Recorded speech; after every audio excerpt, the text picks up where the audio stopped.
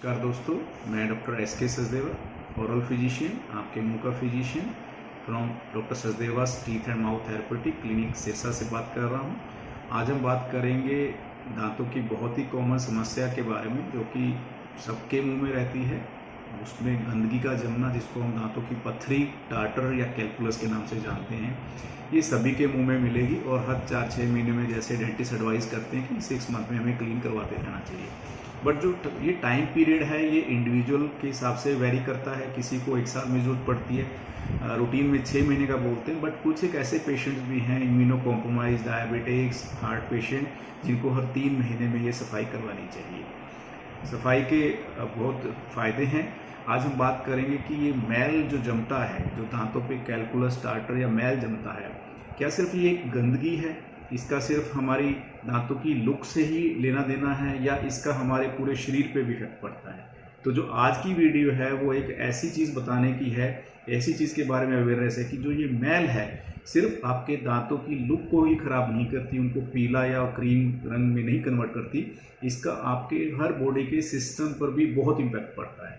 सबसे पहले हम जानेंगे कि ये कैलकुलस के कॉम्पोजिशन क्या है। कैलकुलस में मिनरल्स, कैल्शियम होते हैं, बैक्टीरियाज होते हैं और इसमें फूड पार्टिकल्स होते हैं। तो ये तीनों का बेसिकली जो है मोटे तौर पे कॉम्बिनेशन से ही हार्ड कैलकुलस बन जाता है, जिसको हम पत्थरी बोलते हैं। कुछ लोग इसको दांत से कंफ्यूज करते हैं। ये दांत का पार्ट नहीं है, ये गंदगी मैल होती है।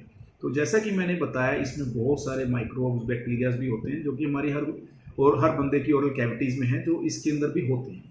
तो हो क्या रहा है, इसके अंदर बैक्टीरिया है। यहाँ से ये गंदे के बैक्टीरिया खाने के साथ आपके मुंह में, गले में जा रहे हैं। गला खराब हो रहा है, लोगों को गले में खराश रहती है, गले से एलर्जी नहीं जाती। इस गले के बाद आपने देखा होगा ये फिर पेट में जा रहा है, तो ये पेट से ब्लड में भी जा रहा है। तो इसका जो कनेक्शन है ये बेसिकली हर सिस्टम के साथ है। स्पेशली मैं बात करूँगा कार्डियक पेशेंट, हार्ट पेशेंट, जो हृदय रोगी हैं, उनके वहाँ पे भी ये बैक्टीरिया जाके डिपॉजिट हो जाता है। तो हार्ट पेशेंट स्पेशली ध्यान रखें, हर 3 महीने में इस कैलकुलस को रिमूव करवाएं, अदरवाइज जो उनका ट्रीटमेंट है वो काफ़ी कॉम्प्लिकेट हो जाता है। ऐसे सारे सिस्टम, खासकर डायबिटिक, शुगर पेशेंट, मधुमेह रोगी, उनके अंदर भी बहुत अच्छा कोरिलेशन साइंटिफिकली बताया गया है कि जिस पेशेंट्स के अंदर जो कैलकुलस ज़्यादा रहता है, जिनके अंदर मसूड़े की बीमारियां ज़्यादा रहती हैं, उनकी जो है शुगर कंट्रोल में नहीं आती। और इसका उल्टा भी सही बताया गया है कि जिस पेशेंट्स की शुगर कंट्रोल में नहीं आती, उनकी मसूड़ों की बीमारियां जो हैं वो कंट्रोल में नहीं आती। तो इनका आपस में जो है एक रेसिप्रोकल रिलेशन बताया गया है। इसके अलावा जितने भी हम पेशेंट्स बात करें, रेस्पिरेटरी के हैं या स्किन एलर्जीज के हैं, उन सब में जो है ये पेशेंट जो है जो कैलकुलस है एक फोकाई ऑफ इन्फेक्शन का काम करता है। तो कोशिश कीजिए, आपको कोई भी सिस्टमिक कंडीशन हो, कोई भी बीमारी हो, सबसे पहले आप अपने दांतों के अंदर इस मैल को साफ करवाइए, वरना इस दांत के जो बैक्टीरिया हैं आपके कोई ना कोई सिस्टम में खराबी, उसके अंदर कॉम्प्लिकेशन, जो जोखिम है वो बढ़ाते रहेंगे और आपकी दवाइयाँ जो हैं बढ़ती जाएंगी। अब मैं बात करूंगा कि स्मेल का मुंह के अंदर क्या इम्पैक्ट है।